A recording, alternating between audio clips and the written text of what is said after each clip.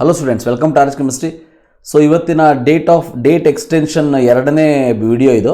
So already ನಾನು NEET application form date extend ಆಗಿರೋದನ್ನು ಹಿಂದಿನ ವಿಡಿಯೋದಲ್ಲಿ ಹೇಳಿದೆ.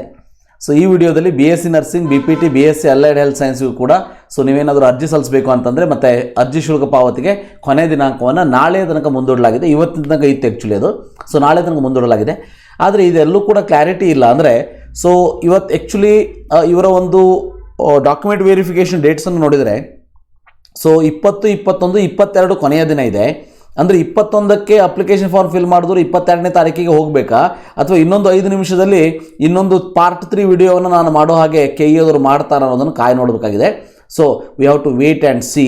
ಯಾಕಂತಂದರೆ ಅವರು ಡಾಕ್ಯುಮೆಂಟ್ ವೆರಿಫಿಕೇಷನ್ ಬಗ್ಗೆ ಎಲ್ಲೂ ಕೂಡ ಕ್ಲಾರಿಟಿಯನ್ನು ಕೊಟ್ಟಿಲ್ಲ. ಅಂದರೆ ಈಗ ನಾಳೆ ಸಂಜೆಯ ತನಕ ಅರ್ಜಿಯನ್ನು ಸಲ್ಲಿಸಿದವರು ಅವತ್ತು ರಾತ್ರಿ ಬಸ್ ಹತ್ತಿ ಎರಡು ದೂರ ಇದ್ದವರು ಬೆಳಗ್ಗೆ ಎದ್ದ ತಕ್ಷಣ KEA ಅವರಿಗೆ ಹೋಗಬೇಕಾಗ್ತದೆ. ಯಾಕಂತಂದರೆ ಅವರ ಒಂದು ಡಾಕ್ಯುಮೆಂಟ್ ವೆರಿಫಿಕೇಷನ್ 22ನೇ ತಾರೀಕು ಇರ್ತದೆ.